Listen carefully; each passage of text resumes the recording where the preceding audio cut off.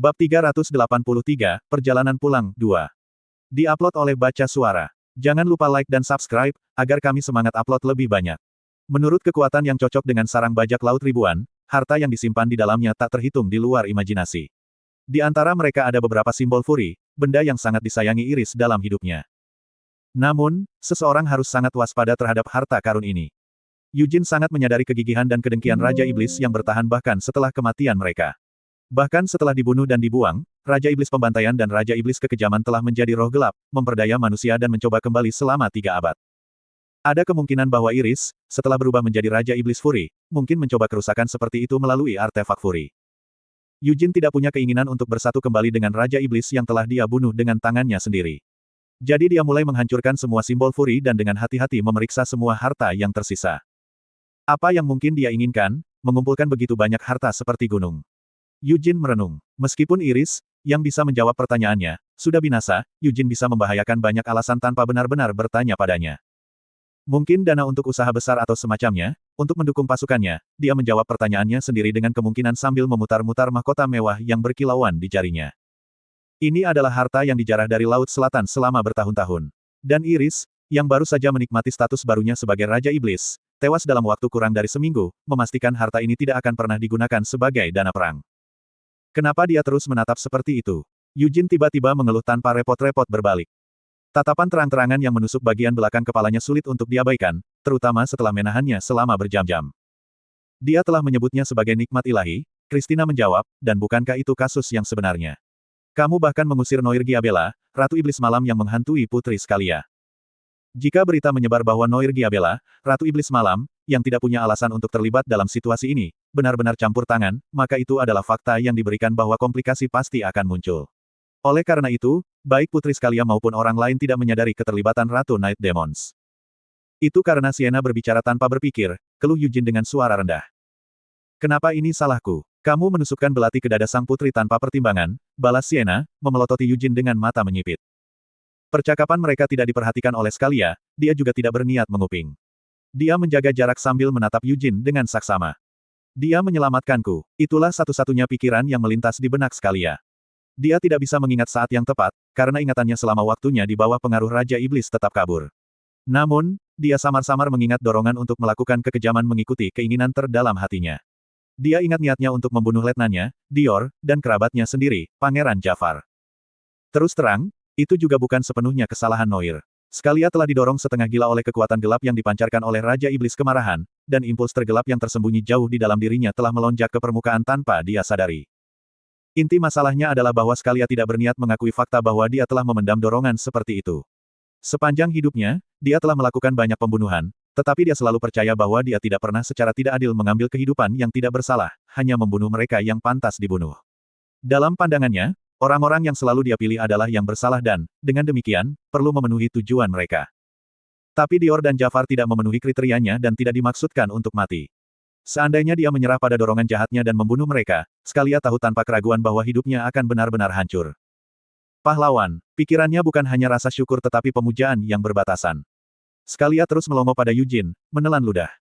2 hari telah berlalu setelah pertempuran berakhir. Biasanya, Scalia tidak akan bisa tidur tanpa bantuan obat tidur, dan ketika tidur akhirnya memegangnya, itu lebih dari sering diganggu oleh mimpi buruk. Namun, setelah menerima restu dari pahlawan, dia sekarang bisa tidur tanpa bantuan obat apapun. Selanjutnya, dia tidur nyenyak, bebas dari mimpi buruk. Bisikan yang dulu menyiksa pikirannya benar-benar hilang. Dia tidak lagi memendam pikiran untuk menumpahkan darah orang lain, melakukan perbuatan keji. Kekosongan yang ditinggalkan oleh impuls pembunuh yang diberantas di hati Scalia malah dipenuhi dengan kekaguman dan keyakinan untuk pahlawan, penyelamatnya. Pengalaman ajaib ini menanamkan keyakinan yang baru ditemukan dalam dirinya. Dan Scalia bukan satu-satunya yang merasakan perubahan seperti itu. Banyak di pasukan ekspedisi merasakan pergeseran persepsi mereka tentang Yujin. Keturunan Vermont besar. Leonhard, keluarga terkuat di benua itu. Sampai ekspedisi mereka dimulai, untuk mayoritas, nama, Yujin Leonhard, sering disertai dengan pengakuan seperti itu. Tapi sekarang, segalanya telah berubah. Mengapa? Karena mereka semua telah menyaksikan dia mengalahkan Raja Iblis dengan mata kepala sendiri. Ini bukan lagi Leonhard of the Great Vermont, kata Charmaine dari sofa saat Yujin memasuki tempat tinggal sementara mereka. Itu milik pahlawan era kita saat ini, Yujin Leonhard. Setelah mendengar ini, wajah Yujin kusut tanpa sadar. Pernyataan itu tidak menghina, tapi juga terasa memalukan untuk menyeringai seperti orang idiot saat mendengarnya. Membersihkan tenggorokannya, Eugene bertanya, merasa sedikit lebih baik, kan?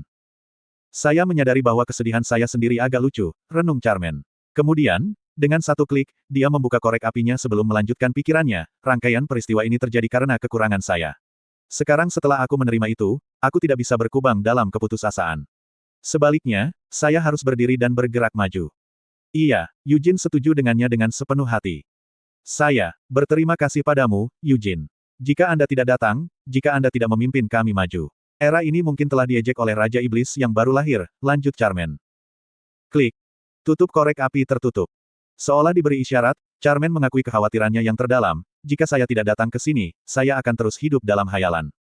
Hayalan? Hayalan apa yang kamu bicarakan? Eugene bertanya, bingung. Hayalan kekuatanku sendiri, jawab Charmaine sambil membelai korek apinya, senyum masam di bibirnya. Eugene, apakah kamu akrab dengan katak? Ya, saya sadar, jawab Eugene.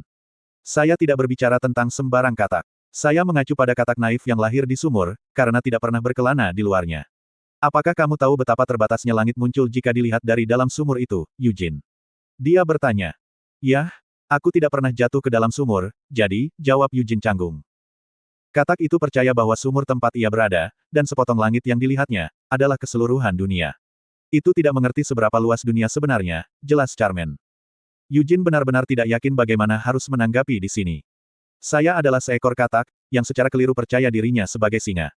Tetapi berkat Anda, saya menyadari luasnya dunia dan betapa tidak penting dan lemahnya saya sebenarnya, Charmaine mengakui. Eugene tahu betul kisah katak di dalam sumur. Bukankah kamu terlalu kasar pada dirimu sendiri? Kau sangat kuat, Lady Charmaine. Dalam pertempuran melawan Raja Iblis, kamu melakukan bagianmu, Eugene meyakinkan. Aku hanya bisa melakukannya karena kamu menguras kekuatan Raja Iblis. Dan karena bantuan Lady Sienna dan Saint Christina, kata Charmaine. Eugene mendapati dirinya kehilangan kata-kata. Dia dengan canggung berdeham. Memperhatikan ketidaknyamanannya, Charmaine menyeringai lebar dan mengakhiri keheningan yang tegang. Rasa syukur bersinar dalam kata-katanya yang sederhana, terima kasih atas pencerahannya, Eugene. Eugene melihat kerinduan yang membara di mata Charmaine. Ada kerinduan naluriah yang mentaati kekuasaan di dalam dirinya. Dari zaman kuno, keinginan satu pikiran seperti itu pasti akan membuat seseorang tumbuh lebih kuat. Namun, beberapa orang akan membiarkan keinginan itu berputar dan melengkung, jatuh ke jalan terlarang dan akibatnya merusak diri mereka sendiri. Tapi Eugene percaya cerita seperti itu bukanlah nasib Charmaine. Sambil menyeringai, dia mengangguk setuju. Apa yang saya berikan hampir tidak bisa disebut pencerahan. Baik Anda dan saya, Lady Charmaine. Hanya melakukan apa yang perlu dilakukan, kata Eugene. Anda biasanya membawa diri Anda dengan kesombongan seperti itu, tetapi pada saat-saat seperti ini, Anda menunjukkan kerendahan hati, kata Charmaine. Eugene berdeham, sedikit malu. Setiap aspek dari Anda akan menginspirasi klan Lionheart dan semua orang di sekitarnya. Eugene, tidak, singa hitam, kata Charmaine menyetujui. Apa? Sebagai wajah klan hati singa, bahkan membayangi pancaran pedang suci. Singa hitam. Sangat ironis bahwa warna yang melambangkan Anda adalah hitam dan merah tua yang paling dalam, lanjut Charmaine tanpa tanda-tanda berhenti. Eugene tampak bingung, hitam. Apa? Benar-benar menakjubkan, Eugene. Dalam sejarah 300 tahun hati singa, formula api putih selalu memancarkan api putih murni, tetapi Anda berbeda. Bagaimana seharusnya seseorang menerima kenyataan ini? Saya percaya bahwa itu sama seperti Anda telah menambahkan nuansa baru ke White Flame formula, Lionheart's masa depan akan diwarnai dengan warna Anda. Tidak tahan lagi dengan kata-katanya saat sadar, Eugene bahkan tidak melihat ke belakang saat dia melarikan diri dari Charmaine dengan kecepatan tinggi. Hahaha. Tawa puas Charmaine bergema di belakangnya, bersama dengan bunyi klik ritmis korek api. Ironis. Charmaine sepertinya telah menemukan kata favorit baru. Slot iklan, kamu bisa pasang iklanmu di sini. Memulihkan harta yang dijarah oleh bajak laut, merawat almarhum, dan merawat yang terluka, ini adalah masalah mendesak sebelum semua orang kembali ke tanah air mereka. Oleh karena itu, pasukan hukuman telah berlabuh di pulau-pulau selama beberapa hari. Untungnya, ini adalah masalah yang harus ditangani Ortus, bukan Eugene. Desas-desus telah menyebar bahwa itu bahkan Pangeran Jafar, yang berani mengklaim beberapa jasa, telah ditempatkan di tempatnya oleh Ortus dengan tatapan tegas. Setelah bersembunyi di kapal evakuasi sepanjang pertempuran, bagaimana kamu berani mendiskusikan pahala, pangeranku? Ciel meniru suara Ortus sambil cekikikan. Apakah kamu melihat wajah Pangeran Jafar saat itu? Dia mungkin berpikir Ortus pasti akan mendukungnya. Nah, Pangeran Jafar pasti berharap bahwa ketika Ortus melapor kepada Raja, dia akan mengatakan sesuatu di sepanjang baris, Pangeran Jafar memerintahkan ekspedisi hukuman. Seandainya Ortus melaporkan demikian, akan ada perubahan signifikan dalam garis suksesi kerajaan Simuin. Kita harus memberitahunya untuk menjaga Putri Scalia, jawab Yujin dengan wajah tidak tertarik. Setidaknya dia bertarung dengan gagah berani dan tidak melarikan diri. Mengapa repot-repot dengannya? Tanya Ciel. Seorang putri yang bersyukur dengan pengaruh yang semakin besar di kerajaan. Kedengarannya bermanfaat bagi saya. Lebih mudah bagi saya dalam berbagai cara, jawab Yujin. Apa yang kamu rencanakan? Ciel bertanya. Tidak ada yang teduh. Hanya berpikir untuk membuat Putri Scalia memperkenalkan sesuatu seperti hari ibadah untuk menghormati saya di kerajaan, Yujin menjawab dengan acuh tak acuh. Hari ibadah. Mata Ciel membelalak karena terkejut. Mungkin sebulan sekali, sekitar tengah hari, waktu yang didedikasikan untuk doa bagi saya. Menetapkan seluruh hari istirahat mungkin terlalu ambisius, tetapi doa singkat tampaknya masuk akal, bukan? Yujin menyatakan. Apakah kamu mencoba untuk memulai sebuah agama atau sesuatu? Tanya Ciel, sentuhan ketidakpercayaan terlihat jelas dalam suaranya. Bukan agama. Atau apakah itu agama? Yujin bergumam, sentuhan ketidakpastian di wajahnya. Dia tidak memikirkan sesuatu yang begitu agung. Bagaimanapun, mendirikan agama akan memusingkan. Saya perlu menulis tulisan suci, menegakkan doktrin, dan membangun bangunan. Yujin memikirkan semua kerepotan memulai sebuah agama. Adas manis atau Kristina mungkin cenderung melakukannya dengan mudah jika dia bertanya kepada mereka, tetapi Yujin merasa upaya seperti itu tidak perlu. Saya tidak tahu apakah proklamasi kerajaan tentang hari ibadah dimungkinkan. Itu mungkin peregangan, tetapi dari kelihatannya, Putri Scalia mungkin menawarkan doa harian, Ciel akhirnya berkomentar. Dia mengingat wajah Scalia saat mereka melewatinya sebelumnya. Hanya beberapa hari yang lalu, wajah Scalia dirusak oleh kelelahan karena malam tanpa tidur dan iritasi yang jelas. Cahaya di matanya kusam, dan lingkaran hitam menggantung berat di bawah matanya. Namun, akhir-akhir ini, bahkan sedikit tekad tampaknya tinggal di tatapan Scalia. Bagaimana kondisimu? Yujin bertanya tiba-tiba. Saya baik-baik saja. Penglihatan saya baik-baik saja, dan saya masih bisa melihat dengan normal.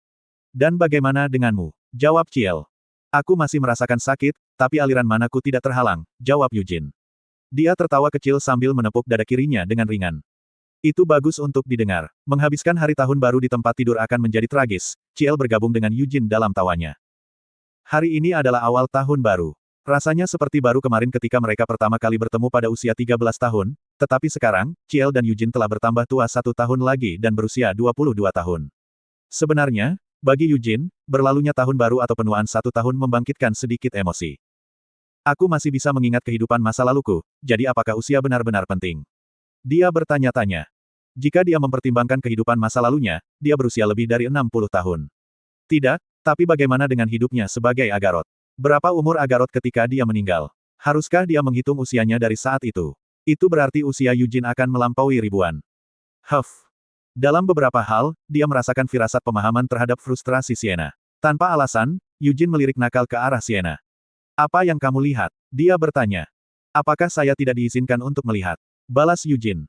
Tidak, bukan itu, tapi. Tatapanmu entah bagaimana terasa menghina, gerutu Sienna sebelum mengangkat tongkatnya. Suara mendesing. Lingkaran sihir kompleks terpancar dari tongkat. Merasakan sihir yang mendistorsi ruang, Yujin mengarahkan pandangannya ke arah Kristina. Penghalang magis diperkuat dengan kekuatan suci. Setelah mengkonfirmasi ini, Yujin menghela nafas dalam-dalam, lalu berkata, jika terlihat berbahaya, aku akan campur tangan.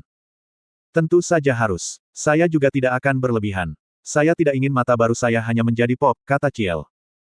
Pada kata pop, bahu Yujin berkedut, mengingat suara ketika kekuatan dari Demoneye meledak mata Ciel. Aku lebih suka tidak membuatnya pop, komentar Ciel lagi. Jangan bilang pop, kata Yujin. Kamu terdengar konyol. Ciel melirik Yujin ke samping, menyipitkan matanya, lalu mundur beberapa langkah. Saya akan mencoba menggunakannya sekarang, katanya.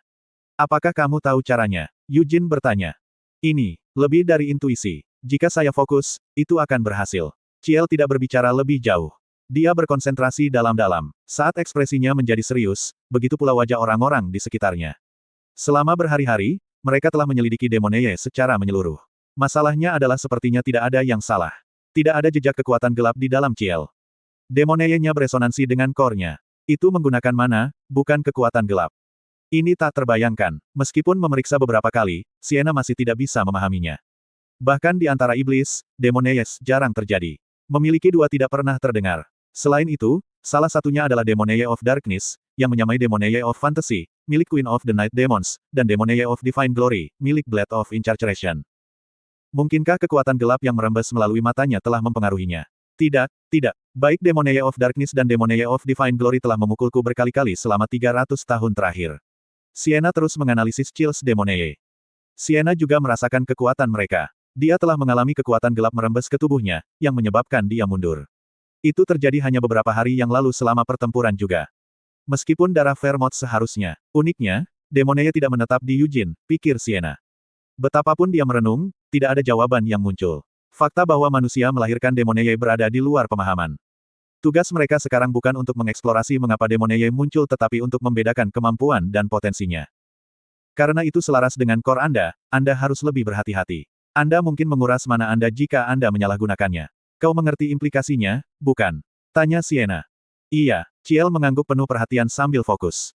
Kehabisan mana berarti berisiko runtuh karena kelelahan. Lebih buruk lagi, kerusakan pada core mungkin meninggalkan bekas luka yang tersisa dan menghantui seseorang seumur hidup.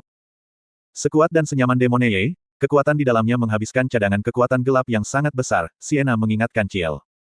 Sienna telah memberikan banyak peringatan seperti itu, tetapi itu tidak bisa cukup ditekankan. Dengan mata penuh perhatian, Sienna melanjutkan, Iris hanya mulai menggunakan Demonae secara berlebihan setelah menjadi Raja Iblis. Sebelum itu, dia tidak bisa. Gavit Linman memanfaatkan kekuatan Raja Iblis penahanan, menawarkan cadangan yang tampaknya tidak ada habisnya bahkan ketika menggunakan Demonae. Noir Giabella adalah kasus yang berbeda. Meskipun tidak memanfaatkan kekuatan Raja Iblis penahanan, dia sudah memiliki kekuatan gelap yang menyaingi Raja Iblis. Sebagai perbandingan, Iris telah miskin dalam hal cadangan kekuatan gelapnya. Bahkan selama pertempuran mereka di Kill, dia tidak bisa melepaskan kekuatan Demonae seperti yang baru saja dia lakukan. Formula api putih Ciel ada di 4 bintang, pikir Sienna sambil melakukan perhitungan mental. Prestasinya tampak pucat dibandingkan dengan pertumbuhan mengerikan Eugene, tetapi sebenarnya, mencapai 4 bintang pada usianya adalah pencapaian yang luar biasa. Di antara pasukan ekspedisi, hanya Charmaine, Ortus, dan Ivik yang memiliki lebih banyak mana daripada Ciel. Menggunakan mana untuk memanggil kekuatan Demonae adalah prestasi yang belum pernah terjadi sebelumnya. Sejauh mana itu bisa diaktualisasikan? Sienna bertanya-tanya. Sementara pikiran itu menimbulkan kekhawatiran, besarnya kekuatan Chills Demonae juga menggelitik rasa ingin tahu Sienna. Jika Demonae benar-benar hadiah dari Vermont, itu mungkin bisa memanfaatkan kekuatan yang tak terbayangkan, seperti menyulap kemampuan tanpa konsumsi. Ini dia, Ciel menyatakan dengan tatapan dingin. Wah! Mata kirinya memancarkan cahaya keemasan. Ruang yang dirasakan Ciel terdistorsi, dan dari tengah-tengahnya, kegelapan pekat muncul. Meskipun Eugene telah mengharapkannya, menyaksikan kegelapan yang terwujud menegangkan wajahnya. Kegelapan itu mirip dengan bayangan yang dilemparkan oleh Iris. Meskipun hanya sedikit lebih besar dari kepalan tangan, bayangan merayap tumbuh dalam ukuran. Tiba-tiba, kepala Ciel tersentak ke belakang. Darah menyembur dari hidungnya seperti air dari keran yang berputar.